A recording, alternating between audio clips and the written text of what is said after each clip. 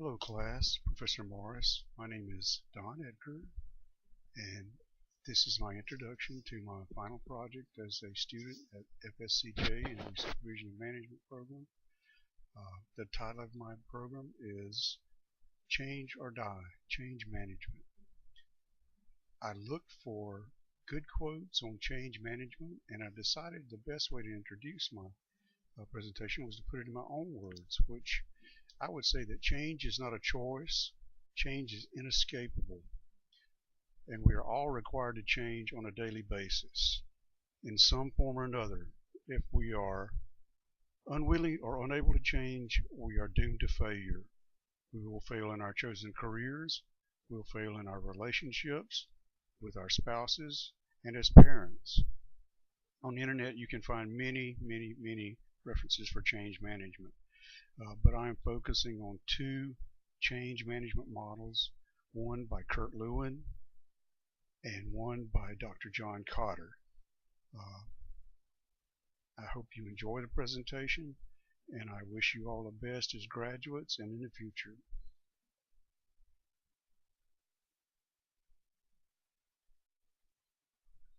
This is my title page. The title is Change or Die, Change Management. And I'm Don Edgar. This is the Supervision and Management Capstone project for Management 4900 with Professor Morris at Florida State College, Jacksonville. Change management, what does it mean?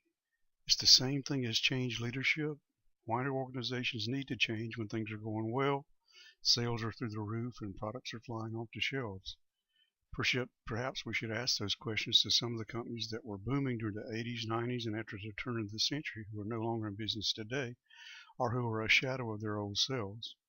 One thing is certain, in today's business world, people change, markets change, demographics change, regulations change, and one of the greatest reasons for change, technology changes. Without a doubt, those leaders and managers who are unwilling to change must be willing to fade from the market. Why change? Why is change so important? What are the reasons that an organization should focus so much time and energy on change? It can be stated that organizations that are unable or unwilling to change quickly lose their competitive edge. Once an organization loses the competitive edge, they become less able to meet the needs of their loyal customers and become less able to garner new customers in the market. Change is not a general term either. In order for change to be effective, it must come across the board in almost every facet of an organization's structure. Not so very long ago, business leaders were dictating letters to secretaries with steno pads, drafting and redrafting correspondence. After a letter was completed, it was posted in the mail, which could take days to reach its destination. In today's business world, with the development of the internet and email, executives can correspond and make deals in seconds. Many companies who were slow to incorporate the use of computers in the 90s and after the turn of the century are no more, and those who fail to keep up with technology today will soon disappear. Blockbusters seem to believe that the DVD and game rental market were immune to change, but where are they now? Customer needs must be addressed on a continual basis, and changes to products and services initiated to meet the customer requirements. Customers who were satisfied with conventional ovens many years ago are sometimes impatient with the microwave today. As the customer needs to change and grow, so does the demand for new products and services, which in turn open new opportunities for organizations to meet those needs. The economy can impact organizations in both positive and negative ways, and both can be stressful. Companies must be able to operate and manage change effectively and efficiently in a strong and growing economy when there is an increase in demand for products and services. However, companies must also be able to operate and manage change during periods of weak economic growth. The ability to manage both ends of the spectrum is critical for organizations that want to maintain a strong brand and strong relationships with customers as well as employees. When growth opportunities are recognized, the importance of allowing employees to learn new skills, explore new opportunities, and exercise their creativity becomes critical.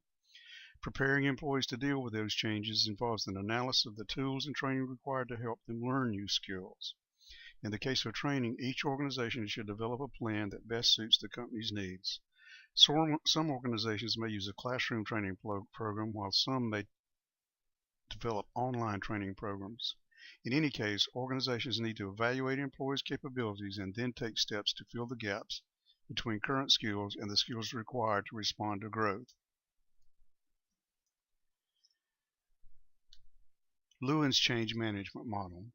Lewin's change management model was developed by Kurt Lewin, recognized by some as the father of modern psychology.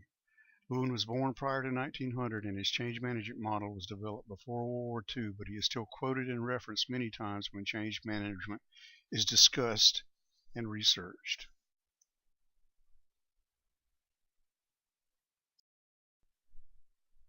Lewin based his theory on the idea that if you have a large cube of ice but realize that you want a cone of ice, what do? First, you must melt the ice to make it amenable to change or unfreeze. Then you must mold the iced water into the shape you want, change. Finally, you must solidify the new shape, refreeze. Therefore, the three stages are unfreeze, change, and refreeze. The unfreeze stage consists of several elements. Determine what needs to change, ensure there is strong support from upper management, create a compelling message as to why change has to occur, and manage and understand the doubts and concerns. The change stage is characterized fundamentally by communicating throughout the process, planning and implementation, how the changes will affect everyone in preparation for what is coming. Rumors must be dissipated by answering questions honestly, and dealing with problems becomes an immediate priority. Change will go smoother if employees feel involved and empowered. However, managers must provide constant direction. Finally, we arrive at the refreeze stage. At this stage, the change must become embedded in the culture. Managers must identify what supports the change and detect and correct barriers to sustaining change. Basically, the premise of the model is identify what needs to change, communicate the change, and make the change, and then monitor the change. Kotter's 8-step change model. John Kotter is widely regarded as the foremost expert on the topic of leadership in the world today. He is the Konosuke Matsushita Professor of Leadership Emeritus at the Harvard Business School and a graduate of MIT and Harvard. Although Kotter's 8-step change model on the surface appears much more elaborate and detailed than Lewin's change management model, upon close scrutiny it is evident that both methods communicate many of the same ideas. Step 1 is based on creating urgency. In simple terms, in this stage, the need for change is identified and communicated throughout management. Step 2 calls on leaders to form a powerful coalition. In this step, Kotter implies that change managers should identify the organization's most effective leadership and ensure they are involved in the change process. Step 3 calls for creating a vision for change and making sure that all concerned recognize the desirability of the changes that are being recommended.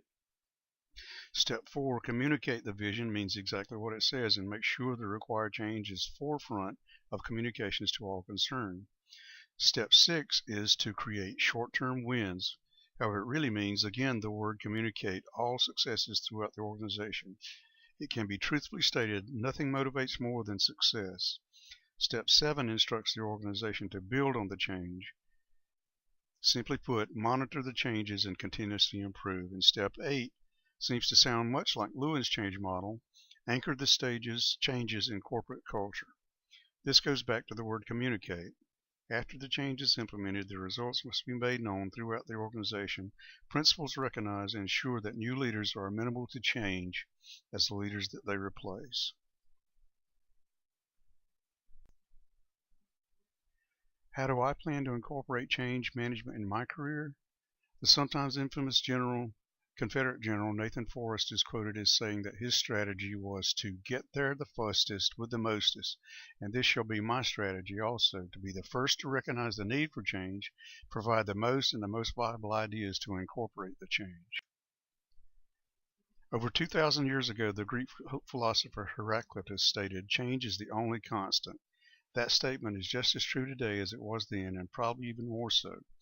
We have seen in the last few years that companies that refuse to change or delay change do not survive in today's business environment.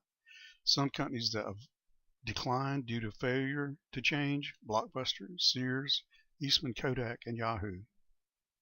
The economy, Customer needs and technology all dictate that change is inevitable. While we have discussed two of the better known change methods, there are many more available and the resources are almost limitless. With that said, it can be concluded that change method can be simply stated as identify and communicate the change required, make the change, then monitor the change and make continuous improvement. These are my references, and questions can be directed to my student email address.